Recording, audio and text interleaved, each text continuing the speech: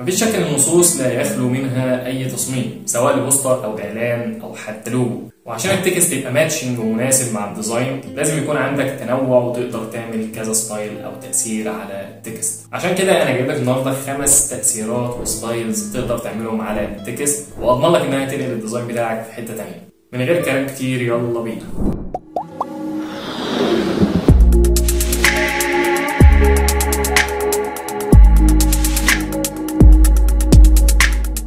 فتح لي مشروع جديد، حاجه شبه مربع كده زي ما احنا شايفين. نبدا نفك هنا القفل، وهنبدا في اول افكت اللي هو السلايزد.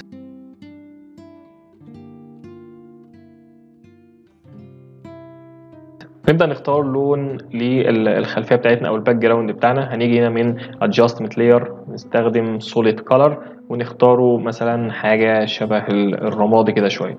اوكي كده اخترنا باك جراوند للديزاين بتاعنا. بعد كده هاجي على التكست، وعشان اكتب تكست او اختار هنا حاجه ديفولت، لا احنا هنكتب هنا سلايزد عشان يبقى متناسق كده مع بعضه. تمام. طيب الخطوه اللي بعد كده ان انا هعمل او هقسم التكست ده نصين، او هعمل 2 تكست. هاجي هنا على اداه التحديد وهعمل تحديد تقريبا لنص التكست بالشكل ده. عايز اعمل التحديد ده او السلكشن ده في ماسك لوحده، هاجي من هنا هختار ماسك. كده هو عمل ايه؟ الجزء اللي انا كنت محدده هياخده وهيبدا يخفي جميع الصوره. لو جيت تبص هنا على الماسك هتلاقي الجزء الابيض ده هو اللي ظاهر، والاسود ده خفاه كله من الصوره. طيب انا عايز اظهر الجزء اللي كان تحت، بس يكون كل تكست مع نفسه عشان اقدر احرك الجزء اللي تحت او اتحكم في كل واحد على وجه حده. هاجي بس الاول اقف على التكست ده. ممكن نيجي هنا نغير اللون بتاعه، نخليه لون احمر، سوري نخليه لون احمر كده شويه. هاجي بعد كده هاخد كوبي من اللاير دي. اللاير دي اللي هي التكست بالماسك اللي عليها اللي هو الجزء ده. ممكن كنترول جي اخد نسخه منه. طيب انا عايز اجي على الماسك ده واعكسه، بمعنى الجزء اللي كان مخفي انا عايز اظهره اللي هو فيه بقيه التكست. هاجي هنا على الماسك واعمل كنترول اي، هيبدا يخلي اللون اللي كان ابيض تحت بقى اسود، يعني ظهر لي الجزء اللي تحت. لو جيت هنا بالموف تول وسحبت هتلاقي فعلا فصل لي الجزء اللي تحت عن اللي فوق، وده اللي انا عايزه. هبدا اجي على التكست ده، ممكن اغير اللون بتاعها، اخليه لون اسود شويه او ممكن ازرق، خليه في الازرقات. طيب الخطوه اللي بعد كده انا عملت التكست فوق والتكست تحت. هاجي على التكست اللي موجود اللي هو الازرق ده واعمل عليه كنترول تي علشان انا عايز احركه تحت شويه واحركه يمين شويتين عشان اعمل الافكت بتاع السلايزد بالشكل اللي احنا شايفينه. كده مناسب شويه، ممكن ننزل كمان تحت شويه كده. تمام قوي كده. ده التكست اللي موجود عندي، ولكن مفيش افكت يبان ان الاتنين في جزء سلايسد كده في النص او مقسوم نصين، فمحتاج اعمل تأثير بالظلال. طيب هعمله ازاي؟ هاجي هنا على اللاير اللي فوق وهاجي على الماسك وادوس كنترول اي علشان احدد الجزء اللي كان تحت فقط. هو عمل ايه؟ هو راح محدد على الصورة كلها وشايل من التحديد الجزء اللي فوق، اصبح الجزء اللي تحت هو اللي اقدر اتحكم عليه.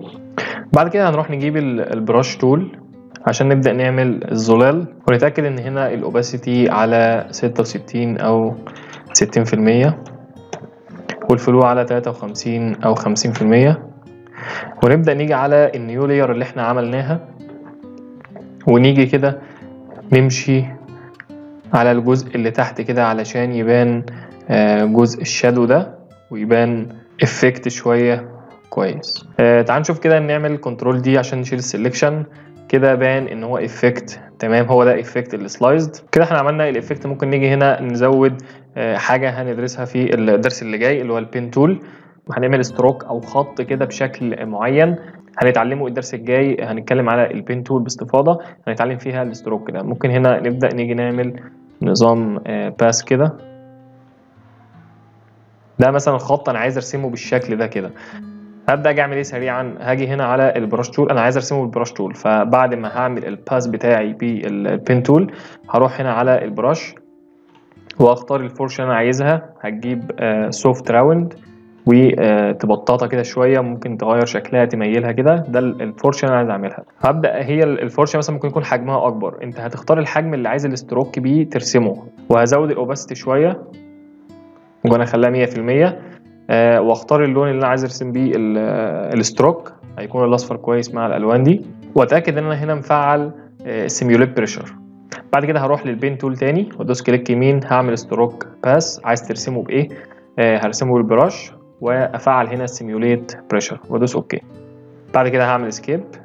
عمل لي التاثير الجميل ده. التاثير ده هنتعلمه باستفاضه الدرس الجاي في البين تول، وده خدت نبذه ايه عنه كده.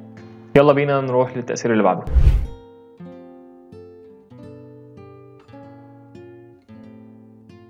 نمسح الكلام دوت. بعد كده نيجي نعمل تكست ونكتب جليتش اللي هو التأثير. ممكن نغير اللون بتاعه، خليه عادي أبيض بالشكل ده كده. طب هنبدأ نعمل ايه؟ هو التأثير ببساطة كنترول جي من اللاير دي أول لاير، أعمل لها البلندنج أوبشن بتاعها. أقف على البلندنج أوبشن وأشيل الجرين والبلو واسيب الريد، واجي هنا كده اعمل كنترول تي وابدا احركها شويه يمين. هيطلع لي التكست اللي تحتها في اللون الاحمر او الافكت الاحمر ده بالشكل ده. طيب هبدا اجي اعمل برضو كنترول جي من اللاير دي وادخل عندها البلندنج اوبشن، ارجعها كله تاني، اشيل بس الريد واسيب الجرين والبلو، واعمل كنترول تي برضو لها عشان احركها واروح بها جزء كده شمال، هيطلع لي اللون السيان ده. بس كده، هو ده التأثير ببساطة. وبكده انتهت الحلقة. اشوفك في حلقة جديدة ان شاء الله، والسلام عليكم ورحمة الله وبركاته.